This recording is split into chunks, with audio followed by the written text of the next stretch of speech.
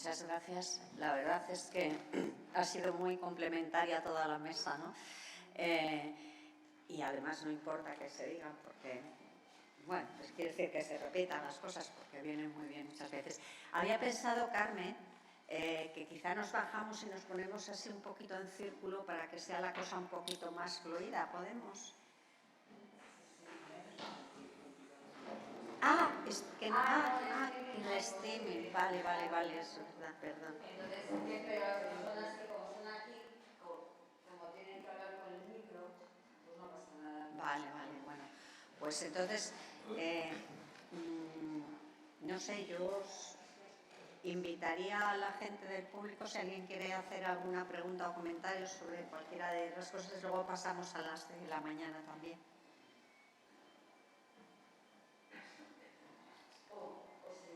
Igual de las dos, ¿no? Sí, o de las dos, de cualquiera. Y también me gustaría, porque como esta mañana se ha ido con un poco de prisa porque nos habíamos comido tiempo, yo invitaría a las personas que intervinieron esta mañana, si quieren decir algo que les habría gustado decir y que no les ha dado tiempo. Sí, por complementar algo. Jonathan. Bueno, simplemente quería decirle recoger la conclusión que ha hecho Alex. Puedes poner la diapositiva de las conclusiones, que bueno, yo iba tomando notas y decir que encaja perfectamente cuando él decía que no existe un cableado específico del cerebro ni un itinerario corporal hormonal que configure precisamente a las personas ni a los cuerpos ni a los cerebros. ¿Por qué? Porque es que, claro, yo vuelvo a mi normativa, a la que me ha robado el sueño, en la cual, es que aquí cuando hablan sobre la diversidad de género es bienvenida, la diversidad de género es bienvenida y colocan un ejemplo maravilloso que dice, por ejemplo, hombres transgénero son bienvenidos a participar en la categoría femenina siempre y cuando no se hayan hormonado. O mujeres transgénero son bienvenidas o son elegibles para participar en las categorías masculinas siempre y cuando no se hayan hormonado. Y yo la reflexión que hago, la fina que se cree. Que las personas trans se levantan o que simplemente su no identidad de género o su no sentirse identificados con el sexo que se les asignan a ser simplemente se ve reflejado por ponerse un dress code y no sentirse realmente identificados o creen que una persona trans va a vivir precisamente sin adecuar al sexo sentido o vivir bajo el sexo sentido simplemente por una competición deportiva. Entonces encaja perfectamente con esta reflexión final o conclusión final que ha hecho precisamente Alex. Y es que, insisto, es que para escribir esto, como hablaba yo con una amiga, decía, nos sentamos de 10:15 a 10:30 y lo escribimos. Directamente, yo no sé qué ha hecho los 3 grupos de trabajo que han trabajado en esta normativa para escribir 24 folios, porque yo para escribir 24 folios me tardo mis días y hay que tener mucha reflexión, entonces simplemente quería decir eso.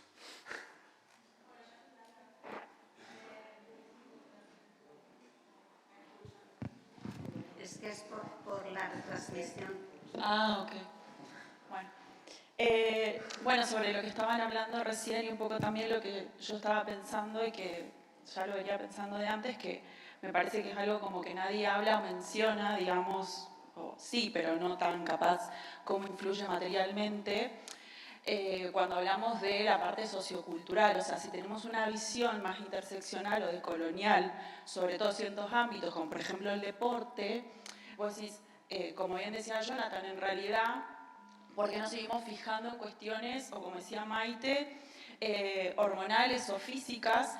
Si, como él bien daba el ejemplo, en 20 años no hubo ninguna deportista mujer que, digamos, de alguna manera, no sé, venció o, por decirlo, fue mejor, como quieran denominarlo, y ves un caso, y por qué también el caso de Lía, calculo que, aparte de muchísimas implicaciones, era muy evidente la foto y los medios cómo querían vender la situación del cuerpo que tenía, lo mismo como contaba el caso de Casper, y así en Argentina empezó a circular una foto, no sé si la vieron todos y todas, del equipo de básquet sub-16 de la FIBA, que es, digamos, del básquet femenino, donde mostraban el equipo norteamericano, que eran todas chicas negras principalmente, y le sacaban, iban a jugar la final con un equipo de Salvador, del país del Salvador, y las chicas del Salvador se llevaban al hombro. Entonces, si vemos también cuestiones socioculturales, geopolíticas y geográficas, y el acceso material que tienen, sobre todo en el campo del deporte, ¿no? Porque yo también pensaba, y hay muchos testimonios, sobre todo de deportistas, mujeres, que cuentan, por ejemplo, tanto para mujeres cis, pero ni hablar, me imagino, para mujeres trans o varones trans, ir a los gimnasios y entrenar. Primero, tener acceso a gimnasios que sean como amigables, por decirlo, al colectivo de la diversidad. En Argentina hay un par de gimnasios que te los venden así, o sea, están hechos generalmente por mujeres feministas o por grupos disidentes, entonces son abiertos y es como que de alguna manera apelan a que grupos del colectivo de la diversidad vayan y entrenen ahí para que se sientan seguros, seguras, segures en ciertos ámbitos. También hay una parte, y me parece que en todo esto de tener otro tipo de visión, me refiero a justamente para no centrarse en lo dicotómico, en lo binario, que creo que obviamente hay una intencionalidad en hacerlo, para seguir normando los cuerpos, etc. No voy a entrar en eso porque ya, bueno. Pero sí, por ejemplo, en el tema del deporte, una atleta, para tener una rendición a ese nivel, necesita un financiamiento económico de un nivel enorme que no lo va a tener. O sea, una atleta trans, por más alta esta chica que sea, Lía, y la vean así, que supuestamente puede ganar todo, no va a tener el mismo acceso probablemente a los sponsors, a la parte económica, que eso sí hace una diferencia, en mi opinión, enorme en lo que tiene que ver con el rendimiento después también deportivo. Y eso pasa en países sudamericanos y se ve, o sea, es evidente. Quiénes llegan a los Juegos Olímpicos, quién tiene medallas y qué no. O sea, son dos potencias principalmente de Europa y en algunos deportes, bueno, que está muy segmentado. Entonces, a lo que voy es, quieren plantear que esto, de alguna manera, esto me refiero a incluir a las personas trans, es como algo desleal en la competencia, cuando en realidad la competencia nunca fue leal. La competencia, o sea, es falaz proponer que están compitiendo en igualdad de condiciones. Eso un poco, no sé qué pensar. Victoria, ¿no? Victoria, mira, voy a intentar ser muy breve, muy rápido y voy a dar la misma respuesta que doy cuando estoy en clase con mis alumnos. Voy a coger una frase que ha dicho Maite, que me la ha apuntado, que dice: los estrógenos son una entre múltiples procesos para determinar precisamente el rendimiento deportivo. Y como yo le respondo a mis alumnos es de la siguiente manera, porque esto es un debate bastante acalorado en el aula, sobre todo al trabajar en una universidad de corte más tradicional, por así decirlo, no lo conciben. Y el ejemplo que yo les pongo es: imaginaros que estamos en un videojuego, ¿vale? Y tenemos una barra y esa barra se tiene que llegar hasta el 100. ¿Quién puede determinar de ese 100 cuánto aporta la testosterona?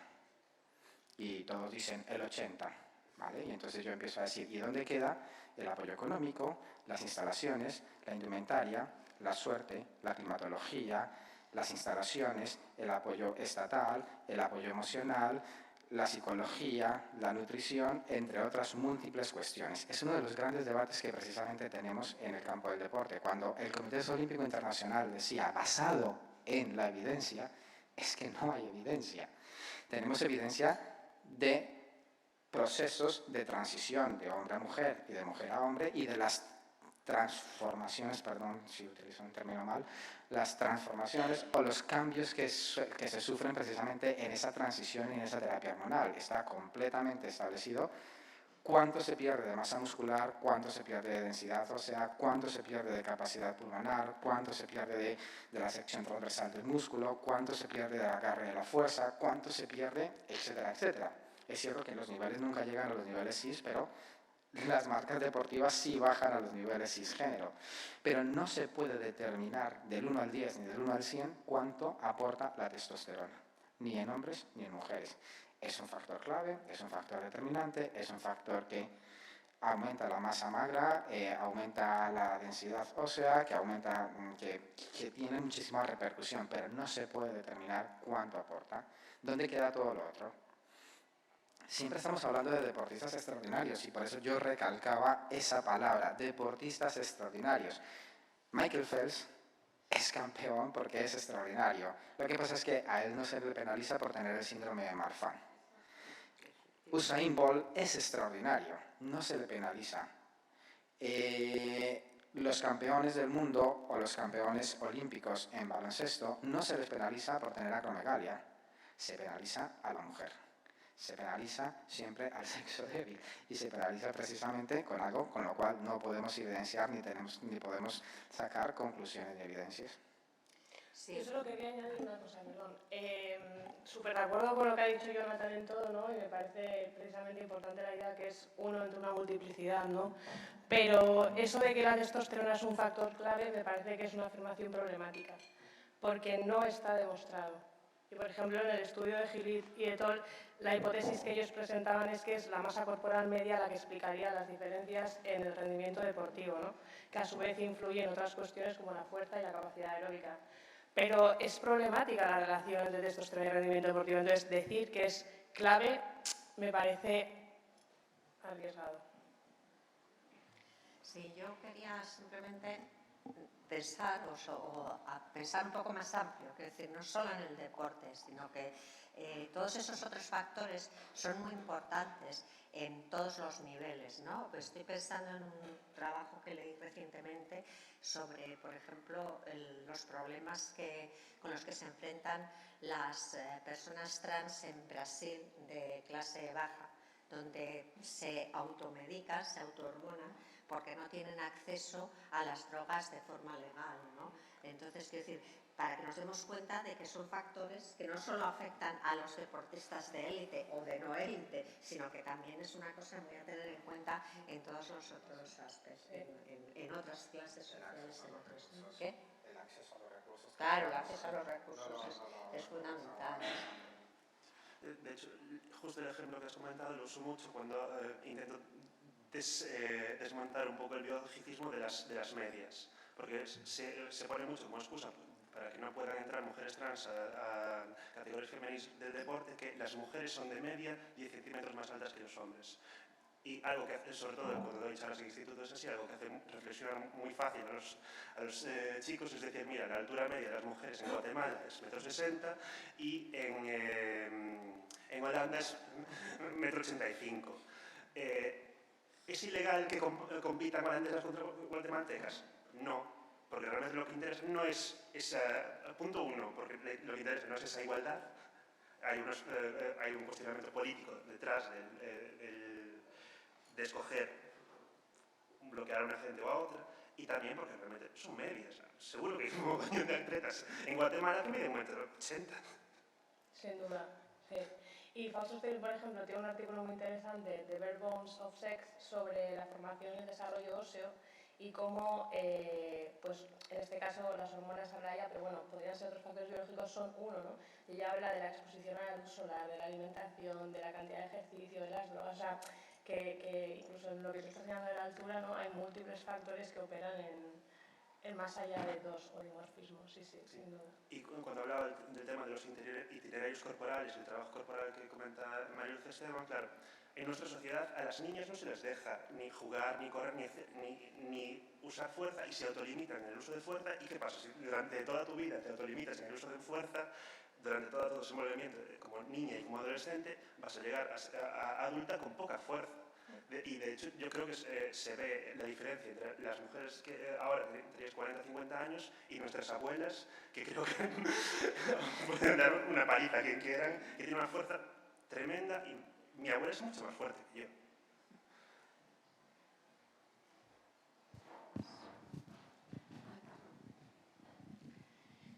Sí, bueno, felicidades por las exposiciones. Yo me perdí el hecho de una cosa urgente que tenía y me daba rabia porque mi pregunta sobre el deporte es la siguiente.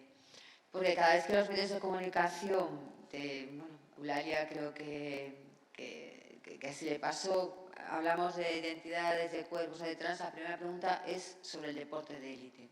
La cuestión es, siendo el deporte de élite algo tan minoritario, porque lo es, ¿cómo es posible que en este momento dicte casi las normas de las corporidades en general? Y pidiendo que las competiciones de niños y niñas sean mixtas, estoy pensando en el atletismo, por ejemplo, o cualquiera, bueno, el fútbol es hasta una determinada edad, y además cómo marca claramente que no pueden ser mixtas. Y por mucho que lo digas, constantemente, por ejemplo, los adolescentes siempre dicen no, porque entonces las chicas siempre perderían, y bueno, está por ver todavía la cosa, pero bueno. Entonces, es decir, que como en algo que es, bueno, con muchos intereses económicos por el medio, con muchísimos intereses y muy de élite, marca lo que es en este momento, entendemos, femenino y masculino, y lo marca para todos, para todas, para todos, y además de forma incontestable, porque es algo que está creando claramente, bueno, por lo menos no en círculos que lean o debatan del tema, sino en lo que se llama opinión pública, el deporte de élite y los debates al respecto de estos regulamientos, es hacia dónde vamos.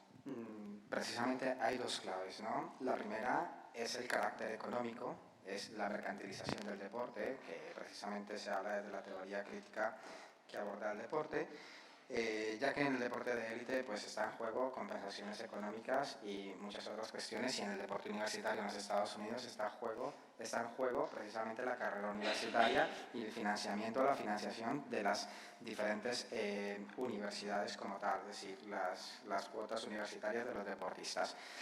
Y en el ámbito más social, al ser el deporte siempre un campo de batalla, por así decirlo, o uno de los escenarios que representó muchísimo, que tuvo más difícil el acceso para las mujeres, pues los grupos de mujeres, por así decirlo, y de sociedades, lo que ven es un temor que supuestamente es un temor infundado y que no es real, que van a desaparecer precisamente de la categoría femenina, y que todos aquellos logros que consiguieron a través del movimiento feminista, de la lucha, de la incorporación de la mujer total en el deporte, de la participación de la mujer en el deporte, hay que tener en cuenta que hasta Río 2016 todas las delegaciones participantes en los Juegos Olímpicos de Río, fue la primera vez que todas las delegaciones tuvieron una mujer dentro de sus delegaciones.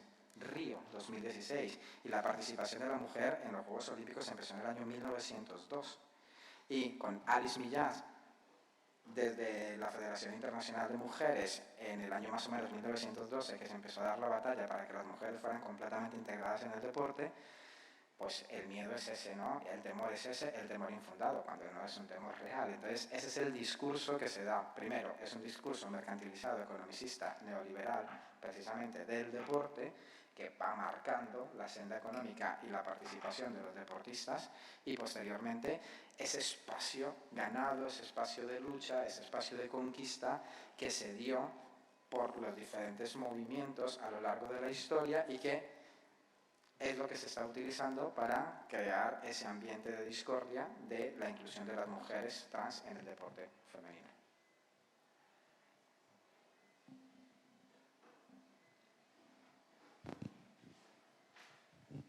Hola. Si me permitís, voy a abrir a cuestiones que quedaron pendientes de la mañana también, y así ya entramos.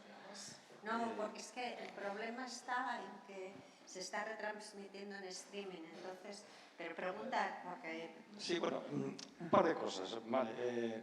Os comento un poco, contextualizo una de ellas ayer, bueno, cuando yo estaba con gente que no tiene nada que ver con el pensamiento, ni la academia, ni siquiera con ningún feminismo teórico, y les decía, bueno, voy a unas jornadas de pensamiento, de sexo, género alternativo y tal. Tuve que explicar un poco más, claro. Bueno, me decían, bueno, pregúntales algo tal. Bueno, voy a retraducir un poco esa pregunta, y simplemente la dejo y luego hago otro comentario de otra cuestión. Es sobre la reasignación de sexo, que es un tema que está, bueno, alrededor de la reasignación de sexo. Claro, la cuestión es cuánto hay en la reasignación de sexo, de los que estáis aquí, que sois expertos en estas cosas, cuánto hay de, digamos, de opción o de asunción de una identidad sexual profunda que se trata de sacar a la luz, o por el contrario, cuando hay eso de opción, de autoconstrucción, digamos, práctica y también discursiva, de una subjetividad particularizada, vamos a decir, ¿no? Esa, por un lado, esa cuestión, ¿no?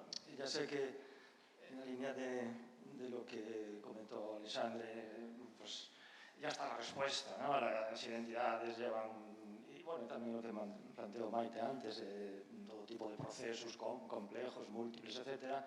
Yo intenté contestar en esa línea, pero eran unos compañeros que no eran, ya digo, de gremio, y entonces pues no pude ir mucho más allá. Yo lo traslado aquí, ¿no? Que sois más entendidos. Es decir, cuánto hay, bueno, podríamos simplificar cuánto hay de naturaleza y cuánto hay de cultura. Sé que es una dualidad absolutamente sobrepasada y que efectivamente estamos ya en otro punto, pero bueno, aún así ellos me insistían, pero que digan cuánto, bueno, cuánto, ya sé que es ingenuo, qué pesa más a juicio de unos u otros en esa, digamos, en esa doble perspectiva.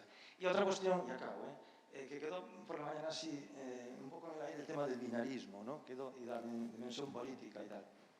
En el momento que María José habló, y bueno, quedó esa cuestión ahí un poco en el aire, ¿no? El binarismo respecto a la multiplicidad o diversidad, esta cuestión, ¿no? Es obvio que en el plano, digamos, bueno, de la antropología feminista y demás, pues hay un proceso por el cual efectivamente el binarismo pues, es algo a superar, o que está, digamos, ha sido ampliamente deconstruido, ¿no? Desde el punto de vista de múltiples teorías, y ahí está pues, toda la, digamos, eclosión de la diversidad, etc. Bien, estamos en ese contexto, ¿no? La pregunta va sobre, digamos, bueno, si queréis, los riesgos de la diversidad en el sentido de, bueno, traslado aquí también ciertos temores que todos conocen, aunque yo no comparto del todo, los riesgos de la diversidad en cuanto que es, digamos, recapturada, ¿no? por la ideología, digamos, neoliberal, de cierta manera, y utilizada para disolver identidades de resistencia, por un lado, o por otro lado, en qué medida también la eclosión de la diversidad pues, impide la construcción de algo universal, ¿no? Si es que eso es el objetivo o el horizonte, o si eso es posible, que tampoco lo sé. Y en definitiva, y acabo, el binarismo, claro, pensaba, el binarismo y la diversidad efectivamente disuelven las identidades sexogenéricas, no cabe duda, pero eso se traslada al campo político, como decíamos, efectivamente tenemos esa competencia de alguna manera entre, digamos, las opciones súper ideologizadas, contundentes, opciones políticas de resistencia, como decía antes, frente a, por ejemplo, pues, modelos de nuevos movimientos más transversales, etc. Y a nivel epistémico, como se comentó aquí por la mañana, creo que Enrique ampliamente, y bueno, y como epistémicamente también está latiendo ese doble modelo, ¿no? Del cual a lo mejor no nos podemos desprender. Quiero decir que nosotros tenemos que pensar categorialmente bajo el modelo de las exclusiones binarias, y al mismo tiempo las deshacemos constantemente, ¿no? Es decir, estamos, no sé si atrapados o somos capaces de ambas cosas, o tenemos que compaginarlas de alguna manera, ¿no? El ser binarios, políticamente, sexualmente, epistémicamente, como el ser múltiples, diversos, fragmentarios, plurales, que queremos ser, pero que tampoco podemos serlo del todo, ¿no? El binarismo nos atrapa en cierta manera, claro, porque nos atrapa la lógica, nos atrapa el poder, nos atrapa los discursos dominantes. Bueno, hay lógicas no binarias también, ¿no? Pero, sí. Bueno, gracias a todos y a las organizadoras, Carmen. Creo que quizá para lo de la reasignación de sexo, Dau podía contestar. Y para lo de la naturaleza y cultura y el binarismo se lo dejo a Marta.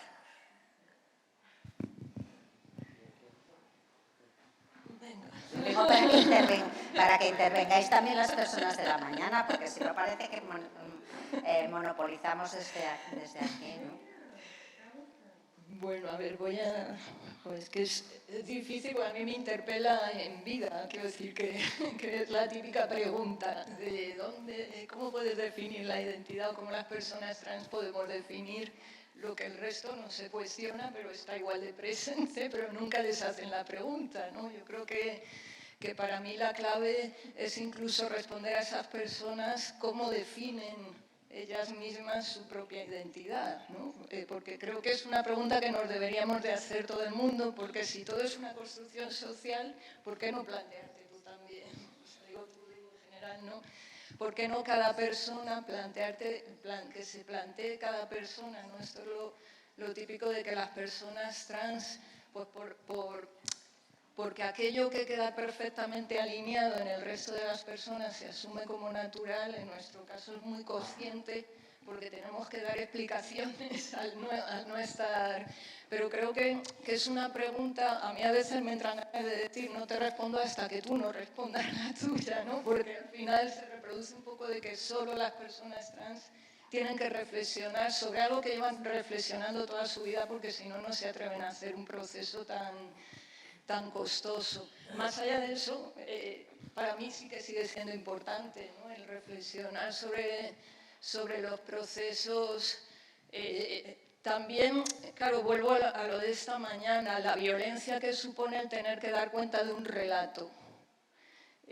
Yo probablemente mi relato lo voy a cambiar en función de con quién me haga esa pregunta, ¿no? Porque al final es como que hubiera una verdad en esa identidad, ¿no? Entonces, pues al final es un relato que vas cambiando a lo largo de tu vida.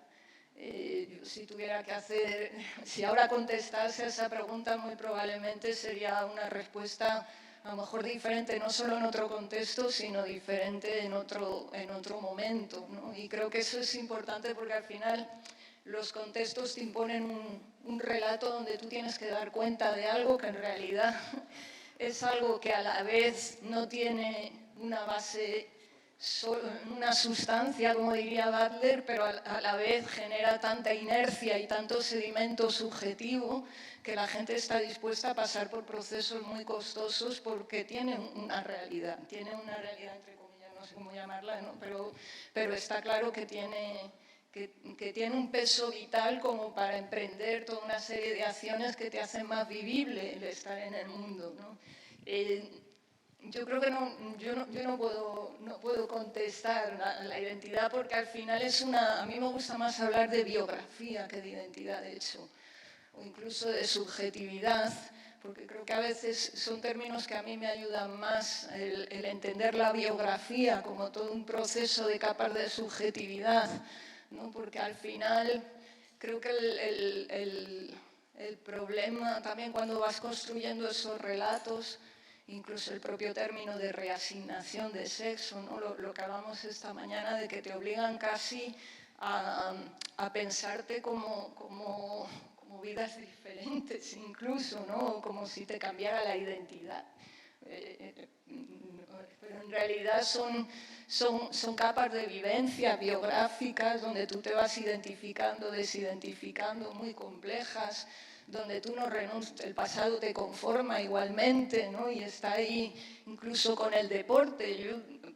La verdad es que yo como trans no me voy a poner medidas, pero puestos a defender medidas, yo más que en la testosterona, para mí algo que es clave es que si tú has vivido, claro, yo haría muchas diferencias, por ejemplo, entre gente que desde peque ha vivido con la identidad con la que se siente, a gente que a lo mejor, como en mi caso, a los 40 años hemos hecho un cambio, ¿no? Donde en mi caso yo al vivir 40 años en una posición socialmente reconocida como mujer, pues obviamente si yo me dedicara al deporte ahora, pues ese peso de haber vivido en esa posición, ya no digamos si fuera un hombre, ¿no? Pero no por la testosterona, sino porque si has vivido 40 años como hombre, pues la sociedad te ha reforzado que hagas deporte, en el cole has estado jugando al fútbol en el patio. O sea, que me parece esa parte mucho más importante para, como ventaja competitiva, que no quiero dar ideas, pero que puestos, yo no me basaría en la testosterona, me basaría en cuál ha sido la biografía de esa persona y qué privilegios ha tenido en función de qué posiciones haya ocupado. Me parece un argumento más potente, ¿no? que los niveles de... Bueno, ya digo que esto lo digo aquí, no lo diría en otro lado, pero bueno, no sé si contesto y aparte no contesto por eso. Yo no sé si entendí bien la pregunta, pero por lo que yo entendí, la cuestión era si renunciar al binarismo nos obliga de alguna manera o tiene algún tipo de implicación en que no podemos ser activistas si renunciamos al binarismo, no podemos hacer lucha política. O sea, tal y como lo formulaste parecía algo así, ¿no? Entonces, a ver, yo entiendo en el contexto de discurso de las polémicas actuales y todo esto, ¿no? Cuando decías, por ejemplo, que la reivindicación de la diversidad podía ser o estaba siendo apropiada por el neoliberalismo, de tal modo que esto parecería que las identidades se convierten en una suerte de perfiles de marketing, por ejemplo, ¿no? Y entonces esto nos desactiva completamente para la lucha política. ¿Va por ahí lo que estabas intentando plantear?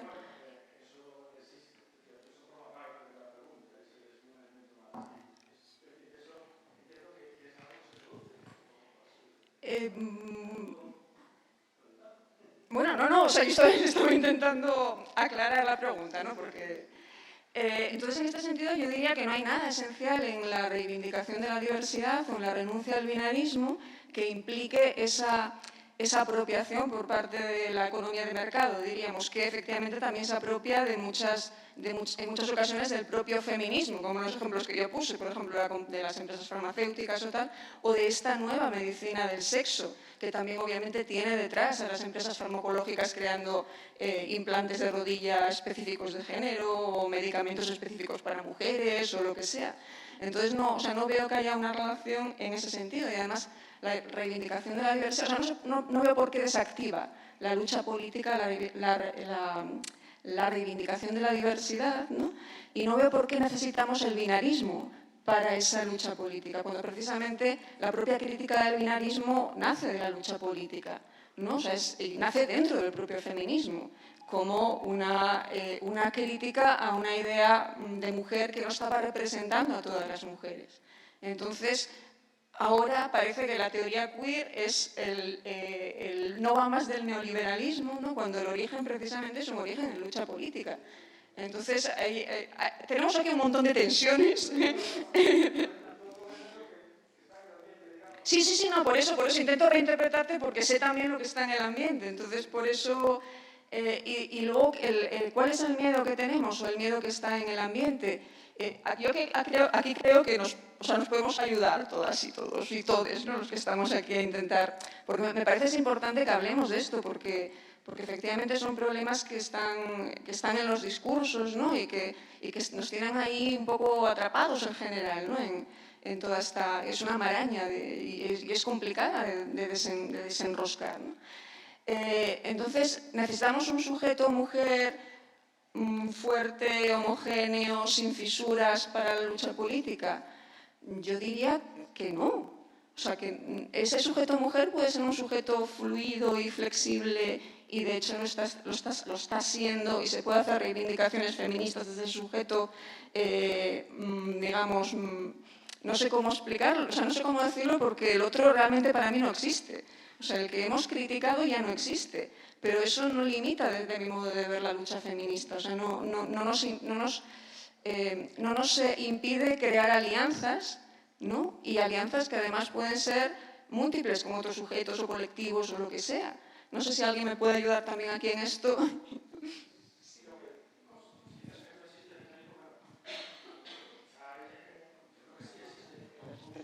Espera.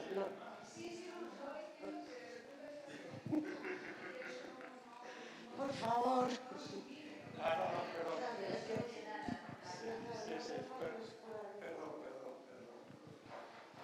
Nada, estoy completamente de acuerdo en lo que planteas, ¿eh? Es decir, no necesariamente la defensa de la diversidad, no quería dar esa impresión, lleva ningún tipo de, digamos, de negación del activismo político ni nada de eso, vamos, al contrario. Simplemente quería introducir un elemento que efectivamente está en el ambiente y tal. Yo decía que, vamos a ver, el binarismo de alguna manera, hombre, tiene componentes, digamos, biológicos, vamos a decir, o, bueno, aquí también se ha deconstruido el binarismo de las hormonas y también, y me parece interesante, ¿no? Es decir, la hormona es de alguna manera una metáfora del sujeto fluido también, ¿no? Y lo entiendo, pero al mismo tiempo hay, digamos, la organización dual, ¿no? de ese juego hormonal, o si queremos decirlo así, una racionalidad gonárdica, ¿no? Usando la terminología que se ha empleado aquí, ¿no? Es decir, o por otro lado, si vemos el terreno epistémico, ¿no? Que se planteaba esta mañana, es la lógica, digamos, categorial. Es decir, estamos probablemente pervertidos por siglos de cultura y civilización, esto ya es un extra que a lo mejor me estoy pasando, que nos lleva a pensar en términos de exclusión, de categorización y de exclusión.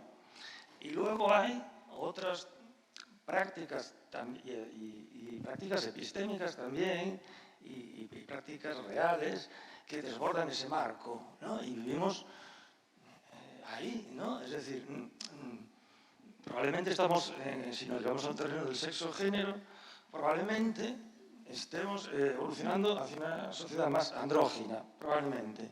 Se estará, digamos, en largo plazo, aunque ya estoy aquí saliéndome también de toda perspectiva constatable y tal, a lo mejor se tiende a perder la diferencia sexual.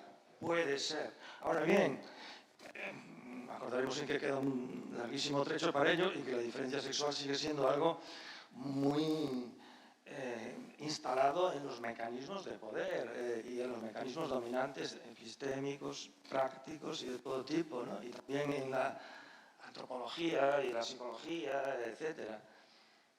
Oye, perdona. Es decir, bueno... Sí, no, perdona, para que no monopolicéis entre dos personas solas, porque hay muchas personas que tienen la palabra pedida. Carmen tenía la palabra, Cons también, María, perdón, antes estaba Alessandra y María. Vale. Rápidamente por lo que suscitaste, Juan Carlos, porque muchos colegas de filosofía sí que justamente esto sobre el neoliberalismo y las categorías de la diversidad y la disidencia sexual lo utilizan como un argumento. Que yo intento entender cómo justamente va a ser la disidencia sexual que está haciendo más juego al neoliberalismo. No sé qué interés puede tener el neoliberalismo en desestabilizar el patriarcado como un sistema de funcionamiento de poder.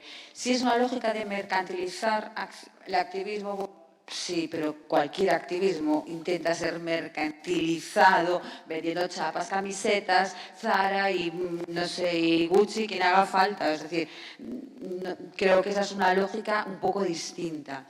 Entonces, sí que planteas una cuestión que María Jesús esta mañana planteaba. Nosotros nos movemos en una categoría, en un dualismo que es naturaleza-cultura, que siempre vuelve constantemente. Es decir, está ahí, nos permea como cultura, como lenguaje, y lo que nos pregunta, cuando dices, la diferencia sexual siempre está ahí, ¿a quién beneficia? ¿A través de qué instituciones se mantiene?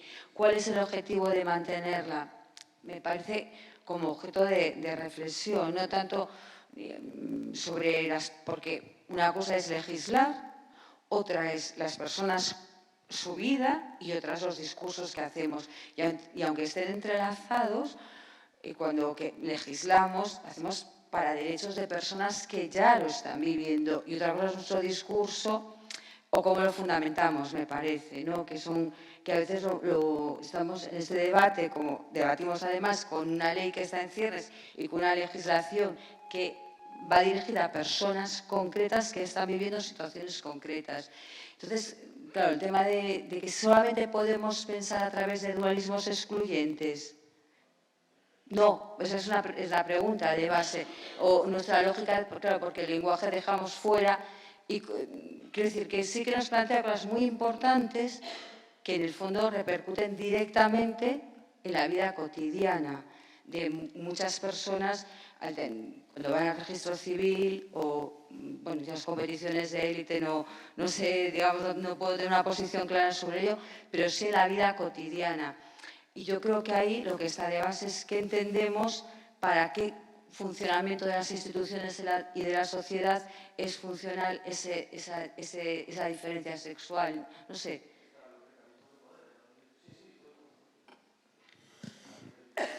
Sí, no es eso. Los lógicos que digan.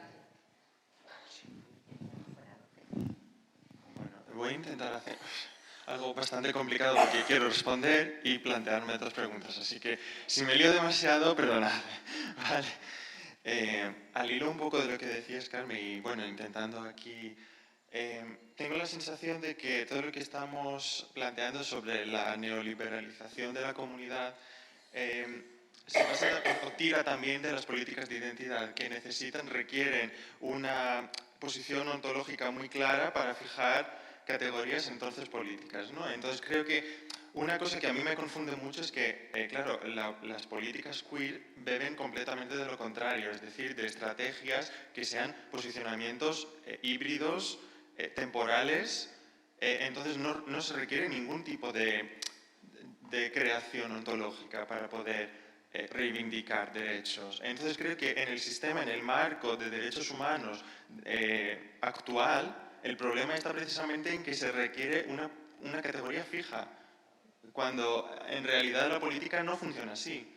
Creo que también además yo creo que todo esto bebe del binarismo en el lenguaje, que es nuestro mediador por excelencia. O sea, el lenguaje como sistema de signos funciona de forma oposicional. O sea, para algo necesitas una categoría contraria.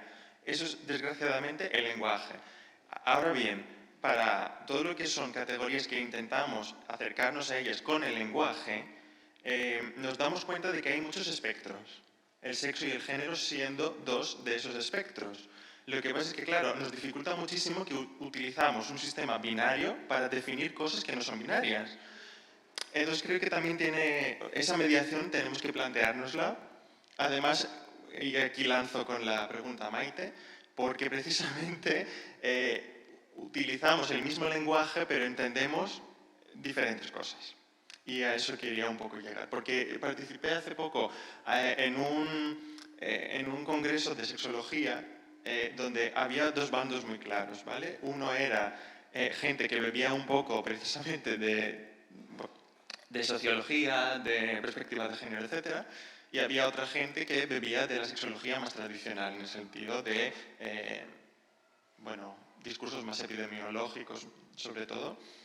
Y aquí os hablo también de niveles y de estructuras como la Universidad de Oxford, o sea, que no era una cosa así como minoritaria. Y allí el discurso precisamente de los cerebros masculinos femeninos, entonces una narrativa del sexo equivocado llevada al extremo, estaba muy, muy presente. Y mi preocupación ante eso es ¿qué necesidad tiene cierta parte de la academia de imponer o de seguir perpetuando ese tipo de discurso? Porque para mí sí que está hiper superado, pero a lo mejor para otra parte de la academia no, o parte de la comunidad científica, ¿no? Y para terminar, que era la última pregunta que tenía que ver con María, y si entonces, bueno, esa sí que no entrelaza, pero a ver. Tiene que ver con perdonadme porque, bueno, sí, esa psicologización, ¿no? de procesos que a lo mejor son estructurales y que sí que hubo alguna que otra referencia en tu presentación, y además con la lógica de la estandarización, ¿no? Primero, en cuanto a la estandarización, tengo la impresión de que entra en la vida de los seres humanos a través del DSM con la tercera revisión en los años 60-70, cuando por primera vez se intenta romper con la lógica psicoanalítica de leer los trastornos mentales a través de esquematizaciones psicoanalíticas. Y se tira a la epidemiología para ganar legitimidad sobre ciertos estándares que se tienen que cumplir. Ahora bien, estoy muy a favor de la anti- o desestandarización de la psicología, pero mi pregunta precisamente pensando en la psicologización y todo ese discurso tipo Eva Illouz o Edgar Cabañas, etcétera, es, vale, pero ¿dónde necesitamos que estén los profesionales de salud mental o dónde necesitamos que estén los psicólogos? En un acompañamiento que haga qué exactamente. Sobre todo pensando también en la imagen corporal, ¿no? O sea, en acompañamiento en procesos que también nos atraviesan y nos interpelan. Era un poco eso. Perdonad si no ha sido consistente y gracias. A ver, no sé si te he entendido muy bien la pregunta, Cons. La pregunta es si no sabes si utilizamos los mismos conceptos o si la narrativa del cerebro masculino y femenino está superada y si no lo está, ¿por qué no lo está? Es que no te he entendido la pregunta. No, digo, ¿qué necesidad tendrán ciertos sectores de la academia y de la comunidad científica de seguir promocionando lecturas que hemos visto que están superadas? Joder, el mismo interés que tiene el heteropatriarcado de seguir vivo. Sí. Es que, ¿qué interés? Pues hay todo en juego. Quiero el cerebro es un preguntarte... órgano absolutamente primordial. Entonces, si el cerebro está absolutamente dimorfizado, que es algo que defiende esta gente, que también operan las teorías de las identidades trans, claro que hay mucho en juego, es un elemento súper relevante. No quiero, explicitarlo más. ¿Cuáles creéis que son los beneficios económicos detrás de todo esto? Vale, esa es la pregunta. A eso iba, pero lo hice un poco con el guante, ¿vale? Claro. Los beneficios económicos de esta pregunta. O sea, tú me estás preguntando qué beneficios económicos obtiene el heteropatriarcado de generar dimorfismo sexual. Porque, claro, esta pregunta sería aplicable a toda la dimorfización sexual que el heteropatriarcado aplica a millones de elementos, no solo al cerebro. ¿Sí? O sea, yo creo que el heteropatriarcado es un sistema que se basa en la explotación de las mujeres, ¿no? Que es binario y que hay un dimorfismo sexogenérico y que obviamente el trabajo reproductivo, de cuidados, etcétera, no remunerado que realizan las mujeres, principalmente migradas y obviamente muy precarizadas, de trabajos gratuitos no remunerados, el heteropatriarcado se lucra. Ese sería, por ejemplo, a nivel económico, un elemento fundamental. Y para que toda esta estructura social se sostenga, ¿no? Que lo que implica también la inferioridad de las mujeres, la no proyección hacia afuera, el no ocupar el espacio público, inferioridad intelectual, etcétera, etcétera, etcétera, necesitamos una naturaleza sexuada dimórfica. Y ahí está el cerebro, como otros muchos elementos corporales. Sí, Alessandra. Tu pregunta, creo que empezaste hablando de cómo estabas intentando debatir con compañeros de profesión sobre las identidades trans y la estabilidad y necesidad que tiene la gente trans para transicionar o identificarse. Y ahí creo que entra bastante en lo que comentó Constantinos, de que realmente hay una desconexión entre cómo se establecen las leyes y los avances legislativos en nuestro marco y la realidad y los discursos activistas y lo que realmente necesitamos a largo plazo. Y en ese sentido aunque apuesto por una política pragmática y un discurso pragmático, también tengo mis debates. Porque, por ejemplo, te diría que en ese debate con estas personas podrías usar un argumentario que me parece bastante simple, que es el equiparamiento con el lenguaje. Sabemos que hay una fase en el desenvolvimiento de los niños en los que es crítica para el aprendimiento del lenguaje, que si no se aprende en esas edades es prácticamente imposible adquirirlo más adelante, y que también aprender idiomas es cada vez más difícil con la edad. Entonces, puedes decir, en ese debate concreto, que es posible que el género tenga también una fase crítica durante el desarrollo y que, por lo tanto, no es algo voluntario, elegible y cambiable en la edad adulta. ¿Qué pasa? Que yo sí que creo que el género, la sexualidad y demás identidades son, como comenté en mi presentación, etiquetas políticas, trincheras, que hasta cierto punto tienes tú la agencia de colocarte en una y en otra. Entonces también, aunque sea un argumento que me parece que en ese caso se puede utilizar para convencer a esta gente de que la gente trans merece derechos, tengo la contradicción de, si decimos esto y ellos lo repiten, se establece que existe una configuración concreta de los cerebros que se establece a la edad no sé cuántos y que te dura para toda la vida, a la larga, de cara a una abolición del sistema sexo-género, puede volver a impedir ese avance, por generar más debate. María. A ver, yo sobre el tema de... Es que había levantado la mano antes de que me lanzaras la pregunta. Y sobre el tema a ver, yo creo que no es... Son como sinónimos, pero realmente no es lo mismo dualismo que binarismo, que dicotomía. Creo que binarismo implica 1-0, es decir, pues apagado, encendido. Creo que dicotomía implica una parte de la dicotomía es absorbida, necesita ser negada para que la otra sea posible, y dualismo simplemente tiene que ver con dos instancias, ¿no? Y aquí yo creo que frente a todos esos argumentos de los seres humanos, naturalmente pensamos categorialmente y pensamos dualísticamente porque tenemos dos hemisferios en el cerebro y dos manos y dos brazos y dos pies, a lo mejor eso es una de las razones por las que pensamos en doble, también o sea, eso puede ser un argumento. Pero sí que es verdad que, aunque pensemos en doble, lo que no es universal, desde luego, es que ese dualismo sea un principio de exclusión.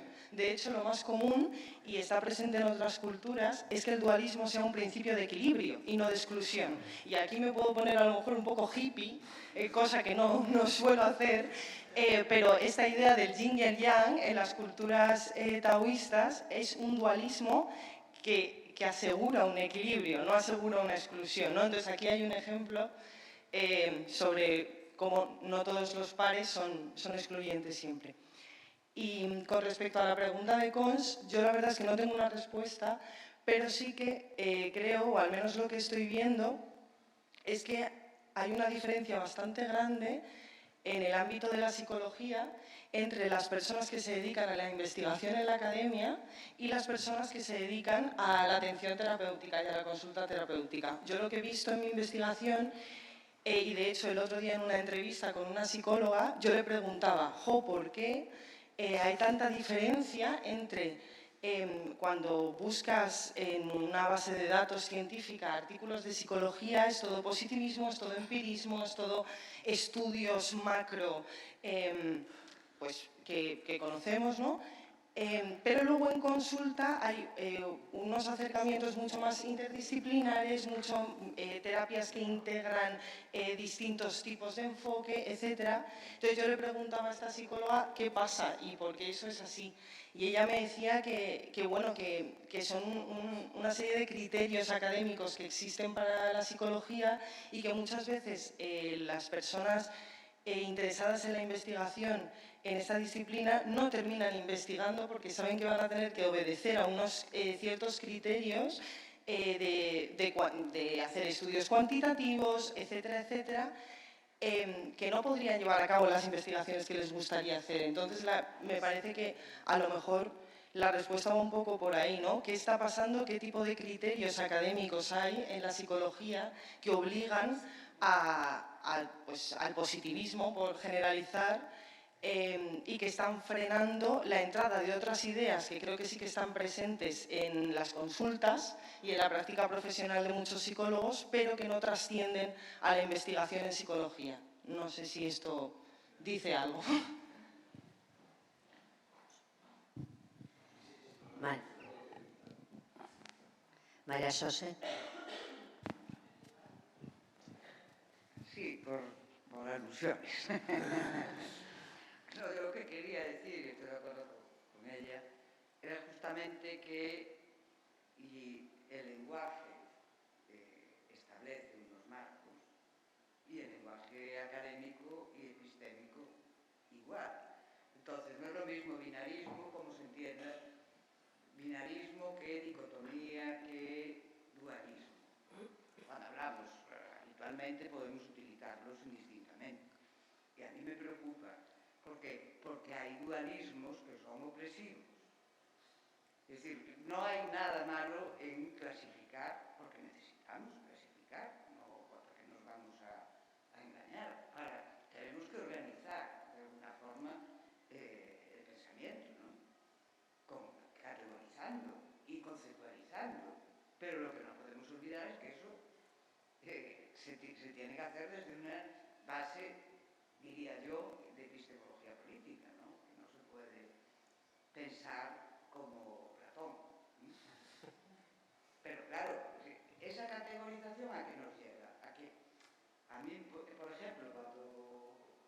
esta mañana hablaba del dualismo en sentido peyorativo, sexo género, aplicado a las feministas, pues no es cierto. Claro, es que las trampas del lenguaje, ¿de qué feministas?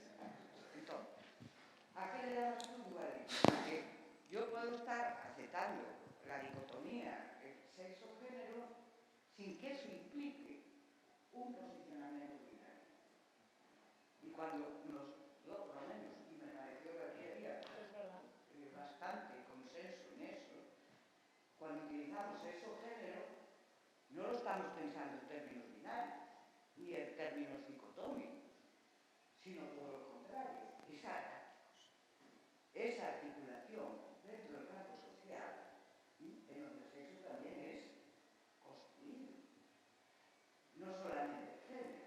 Y entonces, cuidado con utilizemos esa cuestión. Y lo que sí me preocupa es los dualismos obsesivos. Aquí se lo excluyentes. No pasa nada porque digamos, le llamamos masculino pues a la testosterona y le llamamos femenino al estrógeno.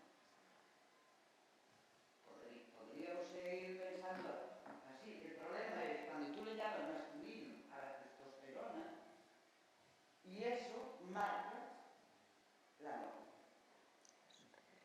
Porque si no marca la norma, que no tendríamos ningún problema. Si marca la norma significa que los estrógenos son una cosa y está marcando. Y lo que tenemos que tener claro es que quien está en la posición de poder, quienes tienen privilegios no tienen marcas. Y eso se ve en el deporte.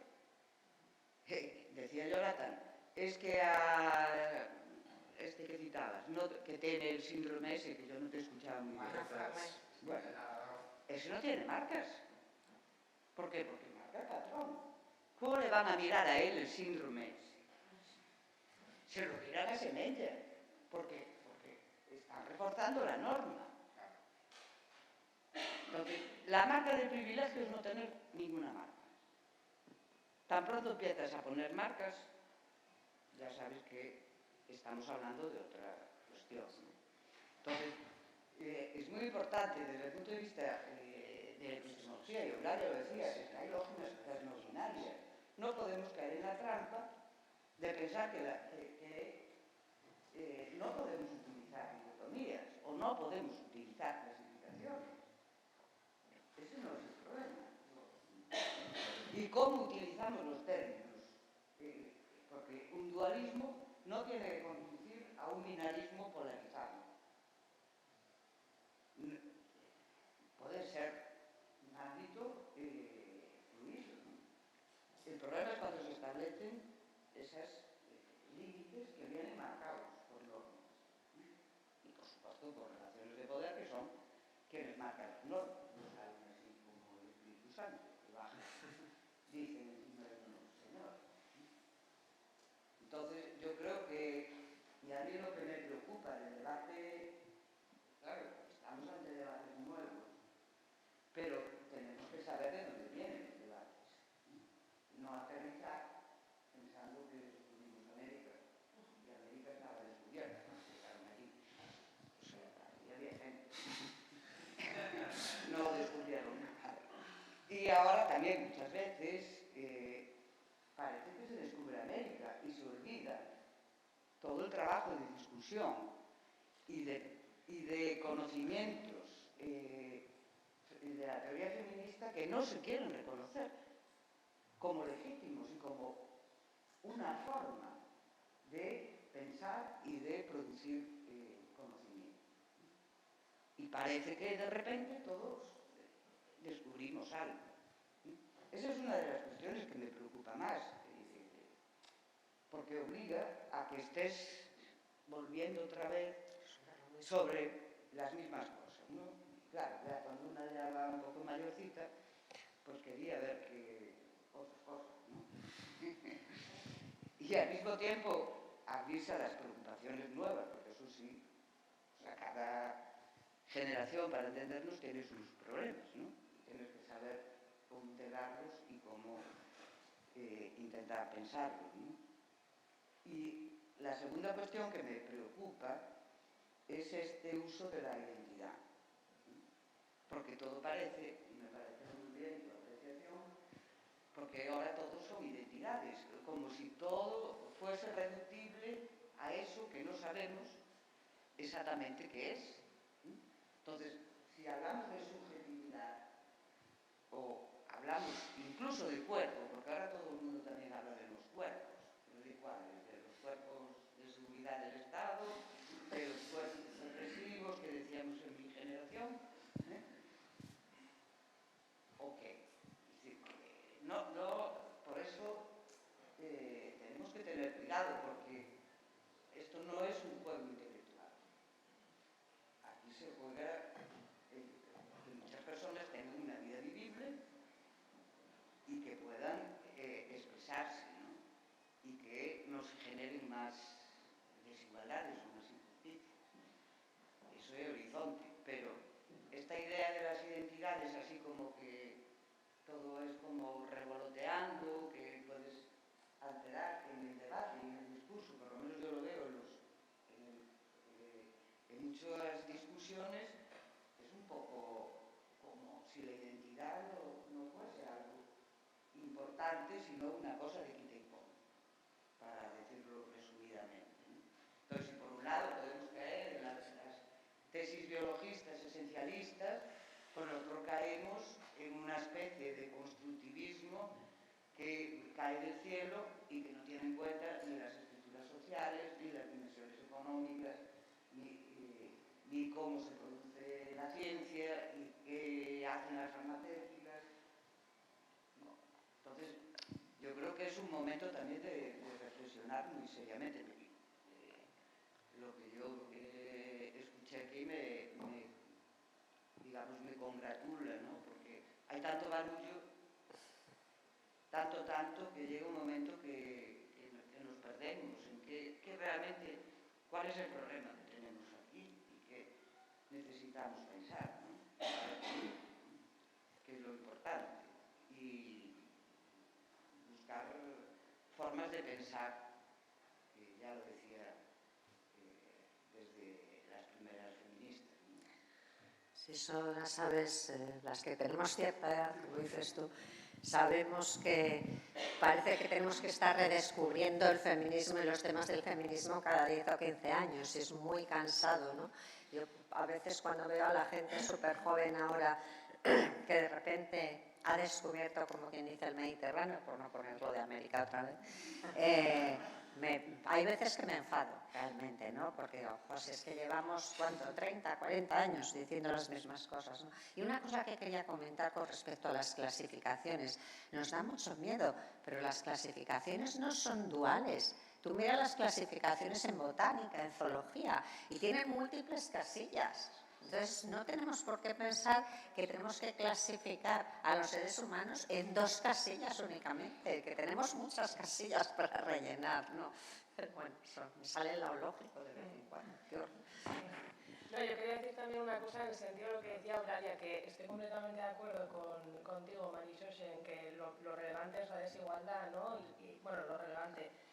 Hay una cuestión, ¿no?, muy urgente e inmediata, que es la desigualdad, ¿no? Y la supervivencia, el bienestar de la gente, ¿no? Y la presión, pero no me parece tampoco banal la cuestión, como apuntaba Eulalia, de 2 o una multiplicidad, ¿no?, que puede ser debatible, contingente y decidible. Es decir, tenemos blanco y negro, pero tenemos un montón de matices de grises, ¿no? Y no ver esos matices de grises también puede generar opresión. Entonces, ni tampoco son 2 cuestiones tan dicotómicas, la cuestión de la multiplicidad, la dualidad y las opresiones estructurales sociales, y tampoco me parece súper banal la cuestión de la multiplicidad o dualidad, ¿no? Aunque estoy completamente de acuerdo contigo en que hay una cosa relevante que es la jerarquía ¿no?, y la opresión así, bestial y brutal, pero a mí una mirada múltiple me parece un reconocimiento... Pero perdona un minuto, pero las relaciones jerárquicas no tienen necesariamente que ser de dominación. Hay relaciones jerárquicas, por ejemplo, entre un padre y una madre y sus hijos, hay una relación jerárquica, pero no tiene por qué ser de dominación, ¿no? Bueno, dominación, que yo creo que lo que está refiriendo Marisol era eso. No, ya lo sé, pero porque a veces tendemos a confundir, ¿no? Y a decir, no, es que todas las relaciones jerárquicas y tal. Bueno, sí, muchas veces sí, ¿no? Pero en otras ocasiones no, perdón, que yo no debería meterme, que soy la moderadora. Apuntado de la multiplicidad. Que tenía, por aquí tenía. Y vamos a ir acabando porque la pobre gente que está por aquí aguantándonos se querrá ir a su casa también. Por añadir un poco de leña al debate. Claro que sí. Sí. Veníamos comentando con Carmen por el camino, ¿no? Las dificultades de pensar fuera de un marco dualista. Claro, cuando planteo esta cuestión así, no la planteo pensando en que el dualismo sea negativo. La planteo pensando en cómo ese dualismo sexo-género o ese dualismo deficiencia y discapacidad nos ha servido para bordear un problema, para rodear el problema del cuerpo que se nos está presentando porque hay unos señores ocupando determinados espacios y determinadas estructuras académicas y científicas que nos está diciendo que esos cuerpos son problemáticos, que esos cuerpos son negativos y que con esos cuerpos no podemos ocupar el espacio público. Y utilizamos esos dualismos para rodear este problema, no confrontar con ellos y resolver la cuestión así. Al revés, lo que creo que deberíamos hacer es explorar esta otra vía de construir una teoría social ya no solo del género, que la tenemos, sino de este otro lado, una teoría social del sexo, que es precisamente lo que habéis estado haciendo en estas mesas desde todo el día. Y también una teoría social de la deficiencia. Pensar que la deficiencia o que el sexo como categoría biológica, como categorías biológicas, son neutrales, son transparentes y no podemos confrontar con ellas, es lo que me parece negativo, no el dualismo en sí. Que responde simplemente a una estrategia de resistencia que es legítima, que la entiendo, la comparto y que no tengo nada que decir contra ella, ¿no? Simplemente esta cuestión. Por lo tanto, pensar si es posible, soy pesimista con eso, en relación a si es posible pensar más allá de los dualismos y si es posible que estos dualismos no construyan estructuras jerárquicas. Yo con esto sí tengo una perspectiva negativa. Jerárquicas opresoras, porque insisto en que no todas las jerarquías... Bueno, ahí tampoco sé si estoy de acuerdo. Con el tema de los... No te quería decir nada, pero con el tema de los menores, ¿no? Habría que pensar si las relaciones de filiación no son en cierto modo también relaciones opresivas, ya no solo de dominación, pero bueno. Bueno, perdona, el que es... Pero por eso he dicho que hay algunas que pueden ser opresivas y otras que no. No quiere decir que todas las relaciones padres-hijos sean jerárquicas no opresivas. Yo lo puedo demostrar en carne propia, por ejemplo, ¿no? Lo que tuve con mis padres y conmigo, espero no haberlo repetido con mis hijos, pero bueno, fuera de bromas. No sé si hay alguna palabra más, alguien que quiera intervenir muy brevemente, por favor, porque yo creo que estamos ya abusando del personal. Solo breve y por retomar también la presentación de Marta cuando hablaba de la del sexo en contextualización, que creo que se puede aplicar también a muchos debates hoy en día, que es politizar en cada contexto si hay que darle énfasis. En el mundo del deporte se ve muy claro, ¿no? De determinados contextos, el que jueguen en un patio niños y niñas no puede ser una estrategia de igualdad sin más. En otros a lo mejor implica que al final los niños empiezan a ocupar el espacio y a lo mejor tienes que priorizar, ¿no? pues alguna medida, ¿no? Para compensar esa inercia histórica del uso del espacio y hacer determinadas acciones compensadoras o afirmativas, como lo queramos llamar, Y en otros espacios, ¿no? El marcar de nuevo hombre o mujer puede implicar lo que dejamos fuera, ¿no? o determinadas, pues como ya se ha hablado en la mesa, y que en el fondo es politizar en contexto. Yo creo que estamos en un momento muy paradójico, que a veces necesitamos poner énfasis en las desigualdades, pero en otros momentos ese énfasis en las desigualdades, marcando un sujeto mujer estratégico politizado, nos puede llevar a excluir otras posiciones, pero por otro lado decir que no hay hombres y mujeres y todo fluido y aquí no marcamos nada, pues se nos impone la inercia androcéntrica sí o sí y otras inercias blancas pues, o heterosexuales o las que sean.